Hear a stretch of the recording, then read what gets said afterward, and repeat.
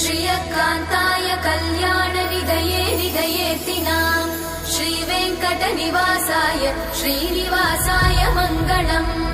लक्ष्मी सविभ्रमालोकसुभ्रूविभ्रमचक्षुषे चक्षुषे सर्वलोकानां वेङ्कटेशाय मङ्गलम्